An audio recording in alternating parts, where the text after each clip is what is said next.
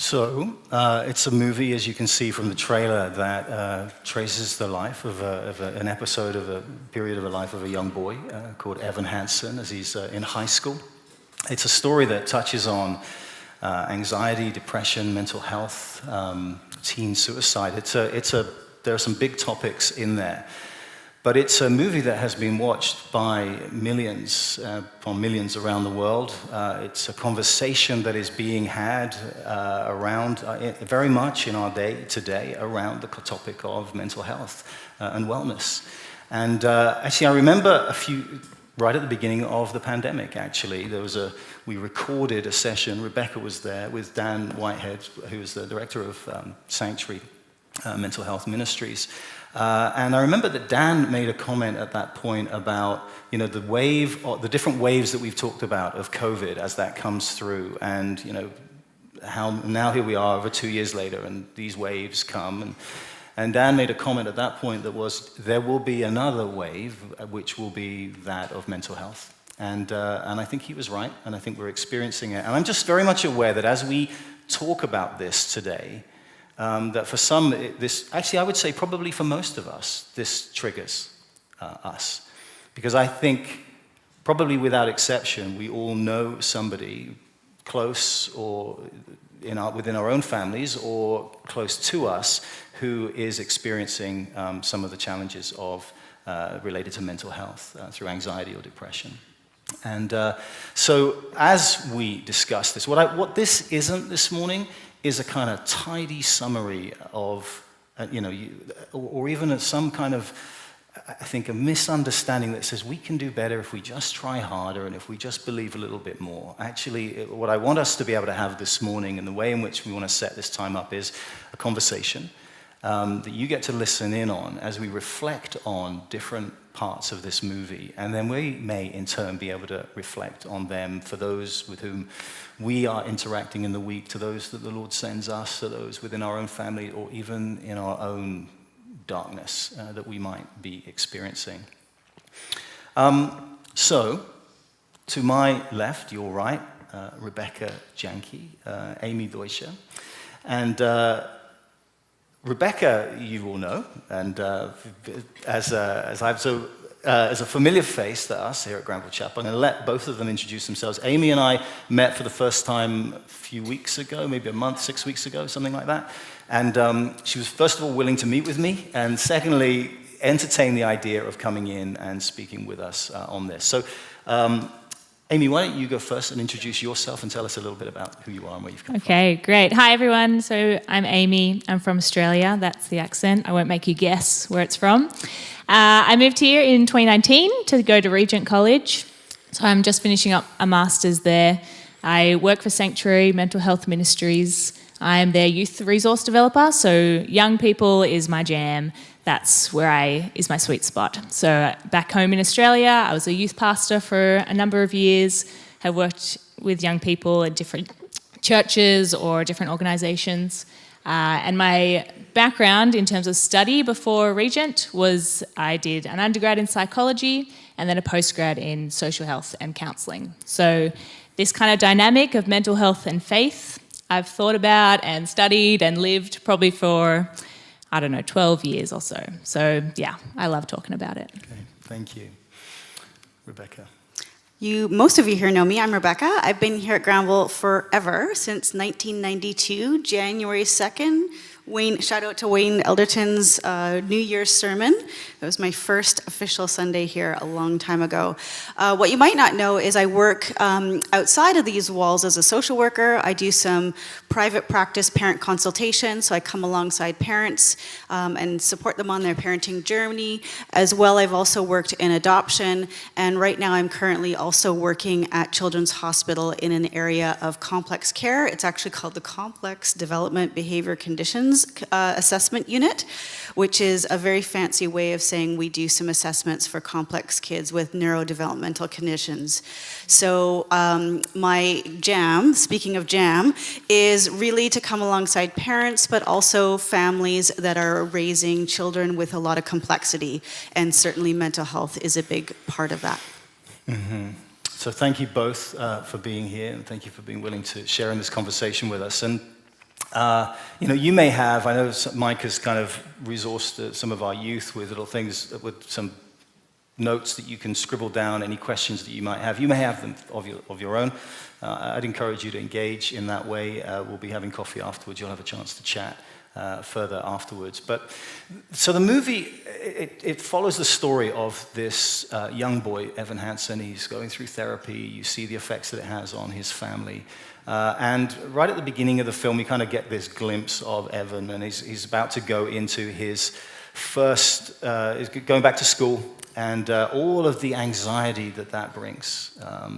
And the themes that we hear, and we hear it in this first song right from the very beginning. It's one of loneliness and isolation, of feeling unseen and somewhat lost and apart. And he in this clip that I want to show you, it's a musical. So in the clip that I want to show you, there's this Evan sings this song, which is called "Waving Through the Window." And it really is a reflection, actually, of how he lives life as one who is apart and largely a spectator, as he feels, to everything that is going on. So that's where we start the movie. And I got to say, when I watched this movie, actually, it brought me to tears repeatedly throughout it, because I think there was something in it that we just get a picture of. The pain and the isolation that is the experience of many. In and around us, even many of us that are here.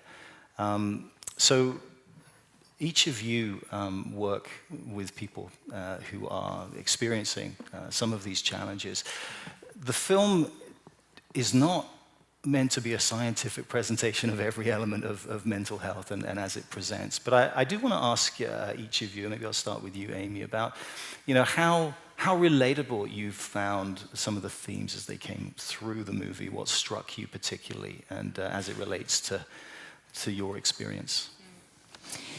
Well, it's funny, even just that first song and talking about isolation, like research will tell us that feeling of being like, I'm the only one, no one knows what I'm going through, I'm all on my own, or I can't even let anyone into this world, that feeling of isolation is more painful than actually the experience of mental illness itself. And you hear something like that and you go, man, we are so created for community, right? Like that is such a huge part of mental illness, is just, do I have people around me who can see me for who I really am, which includes those kind of broken parts, those parts I don't really want to show people or admit and be honest about. Mm-hmm. So that definitely rings true for me. And I think one of the other things that really stood out to me, because I do kind of watch these types of things and I start analysing them, and you get this picture of Evan and his picture of someone with anxiety. Like, he's shaky, his palms are sweaty, he doesn't make eye contact with people, he just seems very socially awkward. And I'm watching this and being like, that's a very one-dimensional picture of someone with anxiety. And so when you watch it, there's this beautiful scene with another character called Alana. And on paper, she's like the complete opposite to him, right? She's popular, she's confident, she looks great. And she has this moment where she talks to Evan and she says, she's like, I want to start up this mental health awareness group, for people like us. And Evan, in this world where he thinks I'm the only one who feels like this, looks at her and makes this judgment of like, no, we are nothing alike. And then she just kind of blows his world and says, no, I also have my own struggles, my own things that I'm going on with. So I love that it brings that out as well. There's not just one way that mental health looks like in someone's life. Mm-hmm. Yeah, thank you. Rebecca. Great, yeah. Thanks, Amy. I think just to jump on that, it's a wonderful presentation of what mental health looks like, but it is limited, right? Because it is a movie. That character, Alana, I really wanted to jump on. That's why I have notes up here, because there's a few quotes that some of the characters say. So Evan is an easy character, right? We've all had those moments where we feel that shaking in our boots, we're all alone. But Alana is this character, as we might get to know through some of the other songs, that she's got it all together. And she has this powerful song called Anonymous, meaning she also feels invisible even in her function. And she says here, the parts we can't tell, we carry them well, but that doesn't mean they're not heavy.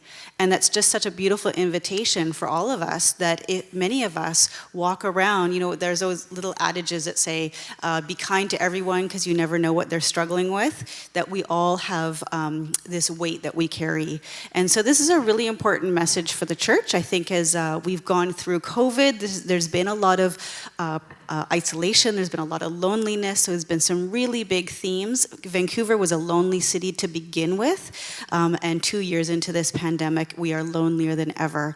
And as a church community, this is where our hope comes from. We understand the need for community, and we also understand the beauty of being interconnected with one another. So I think we'll talk a little bit more about that, about how not to be so anonymous with one another as we go forward. Mm-hmm. Yeah, and I mean, we understand the need for community. We long for it. I mean, even now as we're coming out of the social isolation that COVID has enforced on us, it's still not an easy thing for us to be able to come back. And I think that's what has caught many of us by surprise. Even the return to community is not an easy one. And what was hard before, as Rebecca said, is being intensified through this period. There's a scripture, I thought particularly in Psalm 139, that talked that sense of the unseenness and our anonymity. But we're reminded in Scripture that God sees us when we were formed in the womb of the mother. That He saw every part of us. He knows the days that are before us. That unseen yet seen truth that is ours, but how hard it is to hold that truth in that place, which is why the importance actually then of others who can see that for us and see us even in those moments. That something about something else that comes out in this movie in kind of in Evan's story and the lyrics of not being seen. And in the story, he has to, so there's a letter that he's written, and that gets kind of misplaced, goes to the wrong hands, and this is where it all begins, this misunderstanding of the relationship between Evan and this boy who took his own life called Connor. And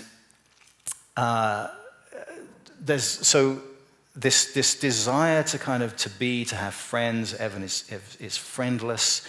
And in the letter, he writes about, today is going to be a good day. Just be yourself. Just be yourself.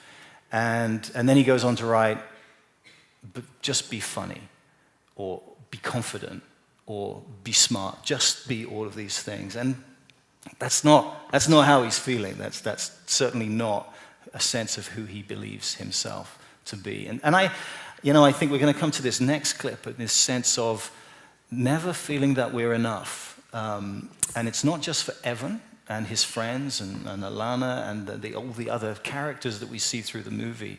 I think we also see it through the lives of the parents and those around Evan and the others who feel, are they enough even to be able to come in and support? And how much even in today, social media, what we present, the side of life that we want to be, that we want people to believe, that we ourselves want to believe. I mean, the Evan Hanson story is this sort of projection of a story of another, of like a parallel existence of what might be, right?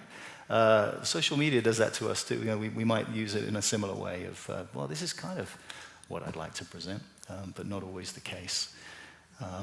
So this next clip is a story from, it's actually after a point in which Evan has shared with his mum actually all the things that have happened and how this story has now just gone viral and has escalated and is now running out of control. And as he shares with his mum, there's this it's just heartbreaking moment in which he through his tears, says, do you hate me now? You should, now that you know how broken I am. And his mum looks back and says to him, we saw it in the trailer, I already know you, and I love you, is her response. So let's watch this clip. And the mum is speaking about, she sings to Evan, she's relaying the story of the time just after the father had left. The truck came to take Dad away and all of his belongings, and Evan has lived wondering, is there a truck coming for Mum?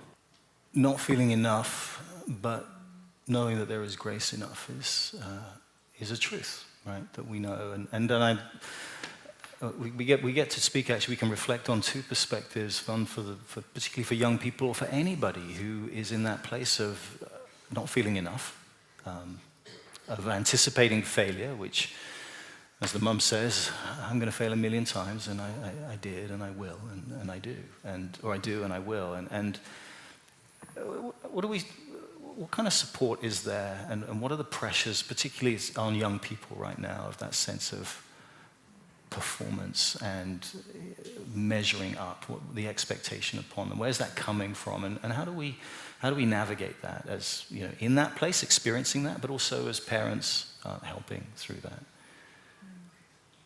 Who wants to go first? Go for it, Rebecca. I really like this question, right? I mean, where is this coming from? And I was thinking about this even for the first question, but I think it's really appropriate here too, is when we're children, and there's a verse in the Bible that talks about when I was a child, I thought like a child, I reasoned like a child, and I just love that verse. Because children move through their world one emotion at a time. Developmentally, kids are quite pure in their emotions. So when they're mad, they're all mad. When they're happy, they're all happy. They've got joy, right? When they're sad, they're all sad. The world has fallen apart because our ice cream has fallen. But as we grow up and as we move into adolescence, something happens actually in our brain that causes us to have the ability to mix our emotions. And that gives us a greater breadth of emotions and depth of emotions, but it comes with a lot of confusion and complexity. It's a time that we often start to feel alone. We start to recognize that we are distinct from one another. A little child can make the mistake that if they come home from school and tell their mom or dad a story, that mom lived it. She knows the story. But as we grow up and mature, we start to realize, although I can tell Amy my story, she can't know my story. She can't know me. And for all of our young people, if you're listening, if you're a tween or a teenager, this is a normal development, and it comes with it an uptick in anxiety. It comes with it an uptick of melancholy, and it's meant to be there. It's meant to bring us more vibrancy in our lives. We feel ache, we feel longing, we feel loneliness, we feel embarrassed, like ways we couldn't when we were younger. So I think one thing in our culture today is we don't have a great language for the normalcy of this.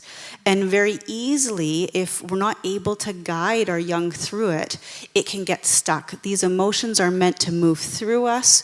We're meant to feel like the world is bigger than us, and that's to bring us to a place of inspiration. All this plastic in my house is hurting the earth. This makes me feel melancholic. What am I going to do about it? Now I want to take action. This spurs on my innovation to help care for the earth. But without that action piece to it, because all emotions, emotion actually means to move. It's the root of the word. They're meant to move through us, like I said, to bring us to this place. But when it gets in trouble for us is when it gets stuck. When that sadness gets stuck, when that anxiety gets stuck. So Evan Hanson, his anxiety got stuck. He was shaking, and he had a hard time moving forward. But I think we all share in that. So I think, really, I wanted to make sure I said that. I'll pass it over to Amy. I probably have more things to say, but I've certainly spoken enough. But just wanted to lay that out, that there's a part for us that is God-given and meant to be there. It's part of our development. But there's certainly a place where we do get stuck in the mud along the way. Mm-hmm. And I think that's so helpful, knowing what is normal or, maybe a bit different. And I think often if we don't hear it talked about, then our assumption is, it must not be normal because no one else is going through this. And so actually when we speak out what's in us and we tell that to other people, that can help us not have to figure it out on our own, right? We can ask other people, like, is this normal that I'm feeling this way? Or, we can rely on the people around us for that, which is so good. But to your question, Paul, I think, it has been the number one question anywhere I am in the world. Actually, last summer I did a survey with young people and parents, youth leaders, youth pastors, and there was a couple of questions in there. I said, if you had one question for God about mental health or one question for a mental health professional, what would it be? And the number one response across all ages was something along the lines of, how do I help somebody else? Like, how can I do that if better? And I think, honestly, that's what took me into a Masters of Counselling. I thought, oh, I love listening to people and caring for them, but like, I can be a bit competitive sometimes. So I'm like, I want to be the best at it. Like, how do I get even better at helping others? And doing that course was like, this huge weight came off of my shoulders because I had this realization through what they were teaching me that actually my presence with someone is of utmost importance, and I actually don't need to know everything. There's actually something we can give people in not knowing everything. Like if you came to me and we started talking and I said, okay, yeah, you've told me enough, actually I know exactly what you're going through, let me tell you what you need, da-da-da-da. That wouldn't actually be helpful if I came in as this expert into someone's life. But if I can sit there and I can listen and I can ask questions, that actually is going to be more helpful. And so that's great news for us because everyone has those skills. We are all able to listen and we are all able to ask questions. And absolutely we can get better at those things, but you already have what you need to help and love other people. And if I was counselling someone, one of the first things I'm listening out for is, do they have people around them? Do they have social supports? Because that is crucial to them getting better, to them kind of moving beyond this point that they're at now. And so, yeah, I think that's so important for us to hear. And I think, yeah, sharing with you at one point, Paul, like, I've thought about this so much, like this topic, and still I will sit with people and be like, wow, I have no idea what to say. Like, I don't know, or I don't know what to do in this moment. And actually, I would far rather be there because that actually drives me back to God. And I go, God, I need you. Like, what do I say? Can you give me wisdom? What do we do here? And particularly with young people, that is such a gift to be able to model dependency on God. And so for the people in this room who are older, that is something that you can really gift to younger people. You have relied on God and depended on Him through so many seasons of questioning and doubt and struggle. And if you can just model, yeah, we don't always understand God. We don't always understand what to do. It's not simple. Life is complex. Just modelling that, praying together, crying out to God together. Yeah. I do remember when we did sit down, I said to Amy, well, I mean, really, I'm just the guy on the end of the conversation, and I don't, I want to hear from the experts. And Amy said, no, actually, it's really important to understand that the role that we all have in this. And I think presence, being in community, that just being alongside the witness that is so key to this. And, so I don't know about you, but when, you watch that scene with the mum and you just see her agony in this story and her own just sense of defeat, I think, that says, and I know I'm going to fail a million times or whatever, however she phrases it, and I did, and I do, and I will. And I don't know how many parents just don't feel that often, in our experience. But actually, there is this, our hope and our trust it's never in our own strength, our own ability, in our own smartness, our wise and convincing words. Our trust and our confidence is in God. And we lean on Him, and we bring our friends and our loved ones to Him and seek His wisdom as we draw alongside. And it's not going to be tidy, right? There is no kind of, like, if there was a one word or a little tweetable thing that would solve all this, we'd have found it. It's more complex. And just on your point of social media, like, it doesn't help for us to project that we've got it all together. Even, like, I know that that's a different dynamic between a parent and a child, and they're going through their different stages. But yeah, if we can be honest about our own sense of feelings, and just that is what relationship looks like. Actually, you're not going to find the perfect friend who's your BFF forever, who doesn't ever let you down. Right. But how do you have good, healthy relationships, and navigate those times when you do let each other down and you are disappointed and they didn't say the right thing. But how do you keep working through those things? Yeah. Pardon? Yeah. So speaking about parents and how to support, one of the questions, right, was as parents, can we support our our children and our youth and our young adults, children, as they move through their emotions. And certainly, just like what everybody has said here, there is such value in that presence. And I just love that invitation that we can all sit and listen and be with our children. That doesn't take a degree. It doesn't take any fancy anything for us to just spend some time with our children. Get to know them, listen to them, hear them out, give them generous, wide space to say what's really going on. So throughout this movie, Evan is carrying the weight of feeling that tap, tap, tap of on the outside looking in. He's told nobody. He's feeling so separate from everyone. He's shaking in his anxiety. His mom certainly knows about his anxiety, but her solution in the beginning of the movie is to send him to a therapist, to use medication, and that absolutely has its place and has its role. But what he also hungered for was connection with his mom. And this beautiful song shows this moment when they get to really be face to face and together. And it's not always easy for us as parents to listen. I don't know, if I poll you, because I talk to parents all the time, we were often raised to cut it out, to stop feeling sad, to pick up our bootstraps and keep going, and to don't worry, it'll all be okay. Don't worry, be happy has been the motto of the 70s, 80s, 90s even. And so as parents, we're often floundering ourselves how to lead our children. And what they need to hear is not that it's going to be okay, because when we say that to our child, what they hear is, I got to carry this by myself, because you're not understanding. You're not with me in this. All we need to do is just sit there and say, I'm listening, tell me more, what's going on. There may be a place to lead them to some ideas of solution, but not in that moment. That can come later and often done through permission, right? Sometimes you can say, I have an idea. Do you want to try it out with me? I'll do it with you. I'm coming alongside. And that is such a message for us as a church, that's how we can help our teenagers in our world, but also this is how we help one another. By just being here in this room, we are bearing witness with each other and for each other, that we all struggle, and we know that. It is easy to tap, tap, tap on that glass and feel like we're looking in, even within the church. I look over the aisle and I think that you have it all together. You think that I have it all together, but I'm feeling invisible. But actually, the Lord offers us this place of community because he knows we need it. God doesn't need us to sit here together for him.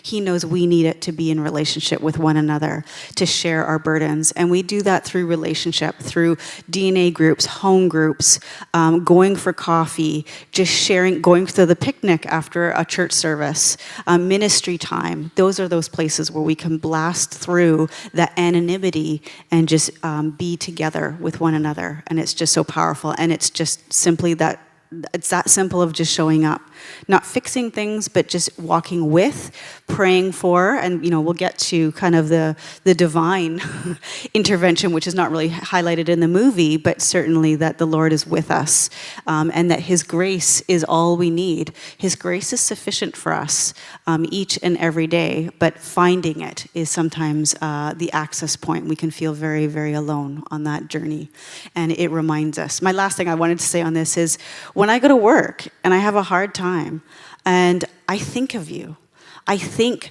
of your witness. You guys bear witness in my life in ways that you don't even know. But I take courage. I go, hey, if Francesca can do it, maybe I can too. There's encouragement, or knowing that you're praying for me, knowing that I can reach out. Even this morning I reached out and said, I'm speaking at Granville, can you pray for me? That just gives me so much ability to keep moving forward and not let those emotions get stuck, but let them do the work that they need to do, but move me forward as I go along. Mm-hmm. Yeah, thank you.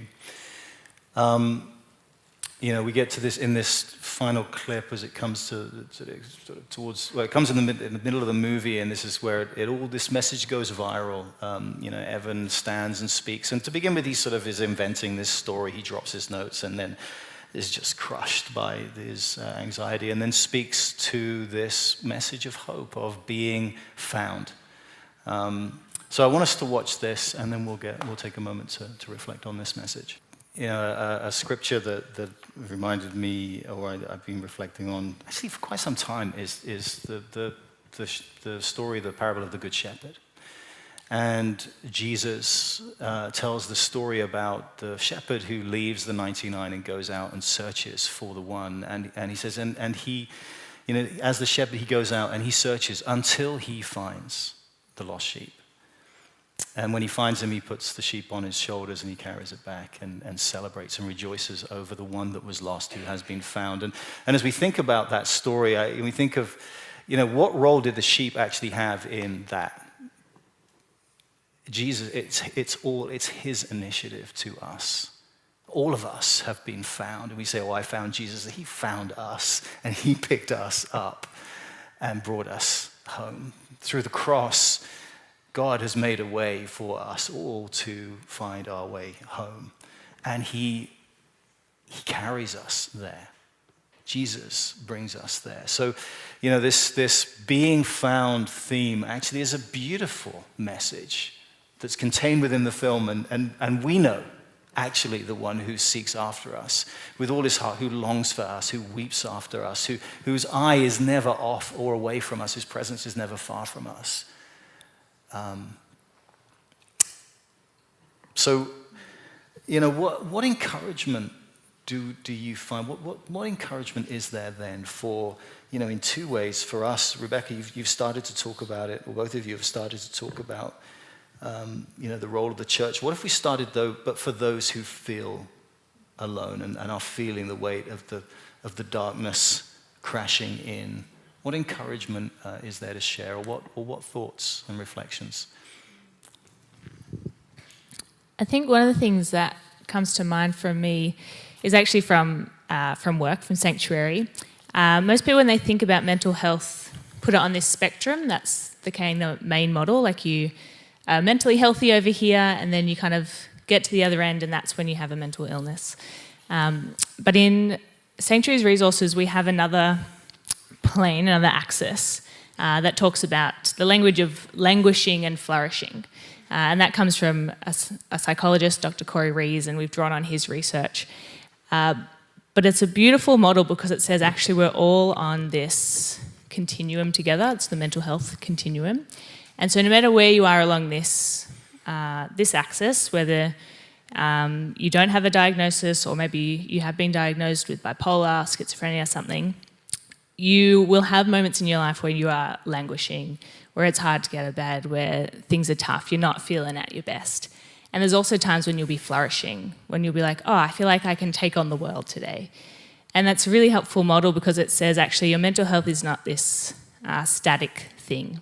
Like it moves up and down for all of us. We're all on this continuum together. And I think that's a key message in this whole film is it's reducing stigma, one, by talking about it, but two, by saying you are not alone. Like we are all going through this life journey together, and it's not going to be the way it is right now always. It will, go up and down. Mm-hmm. Mm-hmm. Rebecca? Great. I think along that too, I want to just really acknowledge that for so many of us, like we talked about, what did the movie get right and what did the movie miss? And one of the things the movie got right was sort of this need in us to be in that community, to reach out, to have somebody find us. But the reality is, and this is the reality that we know as Christians, sometimes there is nobody. Sometimes there is no one to see our pain. We do have times of being alone. And there is no physical person that is supporting us in that moment. There are a few key themes of this in the movie, for those of you who've seen it, where Evan himself felt achingly alone to the point of wanting to take his own life. And he failed in his attempt, but there is this great reality of that longing. And I think it's important for us to acknowledge that for many of us, we will have those dark nights of the soul. We kind of have different words that we have words for it in our language. But in the Psalms, Ecclesiastes, they are beautiful portrayals of the ache within us. And I certainly want to acknowledge in this room that for some of us, we have lost loved ones. We have had people really despair and not be able to come back out. And this is the reality that we hold. There is that tension. If we can be found by a person, this is the invitation for us as a church, as a community. It's wonderful. But above all of that is the Lord Jesus, right? That he does not let us fall. He goes out to seek us and to find us. And this is the promise. What does this mean for those of us who have really faced that full pain of losing someone? It's hard to know, except that I think God's arms are very, very long and very wide, and he has great capacity to hold us, even when we are in those moments of feeling desperately alone, and there isn't that person to come alongside. So in the movie, I really love the lyrics of the song. Someone will come running, and I know they will take you home. Even when the dark comes crashing through, when you need a friend to carry you, when you are broken on the ground, you will be found. And it may not be each other. It may be the Lord. And in those moments when we're truly alone, he comes in and, just like you said, picks us up and carries us home, puts us on our shoulders. And that's the invitation to be in relationship with the Lord Jesus, is to tap into that. Because people will fail us. They will betray us. Friends, especially for our youth in mental health, a lot of times their mental health crumbles when their friends betray them. So they have trusted a friend and it's not worked out so well. And so I certainly want to acknowledge that and hold space for that for that as we go forward. But that's the hope, is that the Lord steps into our darkness and he brings his light and his hope. Thank you. You were gonna say? Yeah, that just sparked a thought in my head. It's really interesting. So in the movie, this song comes at a time when I think Evan actually hasn't felt found. He's kind of projecting this image of himself. He's telling all these lies about how he's really good friends with Connor and so on. And I think when he actually feels found is the moment that we watched in the clip before. And he's in his room and he feels so broken. He's he's in the pit of despair. And that's when his mum finds him. And so I think being found is also being seen for exactly who we are and what is really within us. Which is something that, as we think about being in community, it's like, if I want to be found and seen, I actually need to tell people what's really going on for me. But I think also with God, it's so important. I was even just talking to someone this week, and I just remember in high school, I read a line somewhere that was like, we need to pray what's in us and not what ought to be in us. And I just had that on a Post-it by my bed for all of high school. And it's amazing how influential that's been. But just, sometimes we think, I just need to pray the lyrics that we sung this morning or scripture and just say, God, I know you're with me and thank you and I love you and da-da-da. But actually, if we want greater intimacy with God, that also means saying, I don't understand. I don't get what's going on. Why is this happening to me? This is so painful. And I think the Psalms are just such a beautiful echo of that. And Jesus on the cross, he says, why? Why have you forsaken me? And so, I just think that's such a crucial message. And one of the things that doesn't come out in the movie is they don't talk about why do we have a mental illness. That's not kind of given in the film. It's just taken for granted. Some people, that's their lived experience. And I think sometimes in the church, we try to give it a reason. Maybe you're not praying hard enough. If you're feeling anxious, you're not praying enough, or you're not being faithful to God's promises, or we come up with these different things. Maybe it's your sin or you're being punished by God. And I just want to clearly say I don't think it's those things. I don't think that God is dishing out mental illnesses or different forms of suffering to people. I think it is part of this broken world that we live in. And I think that's so important, because how can you come to a God and want his comfort if you think he's actually punishing you for what you're going through? So that's just, important to highlight. Thank you. We're going to the conversation really is a starter for, I think, this topic. It's not, we don't sum this all up in one occasion or one time. And I also want to give us a chance to come and respond. You know, we're gonna worship together and hear and allow God to speak to us through this. And I know that for some of you, you'll need to leave because we've kind of come to the official time of our service ending. And if you need to, then that's fine. But I also don't want to send us out without having the opportunity to respond and allow God to respond, us to respond to what he's been stirring in our hearts through this conversation. I think, you know, there's a message that Evan gives that goes viral. My encouragement to us as the church is we also have a message that needs to go viral. In fact, it is, and it's the gospel. It's not tidy, it's not neat, it's not going to be the end of all our problems, but there is the witness of God that is which is the incarnation of Jesus came. He comes to us. He meets with us. We read in Psalm 34, the Lord is close to the brokenhearted and saves those who are crushed in spirit. Paul's prayer to the Ephesians was that you may know what is the hope to which he's called you and the glorious inheritance in the saints.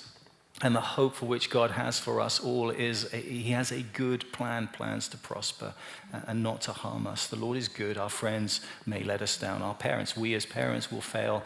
People will let us down, but the Lord never does. And he never will. And that's our trust, and that's our hope, and that's our confidence. And that has to be our message, doesn't it? As we go from here. So I want to thank you both very much for giving us your time this morning. Shall we express our thanks to Amy and Rebecca? Pardon? I want to say that in the ministry, yeah.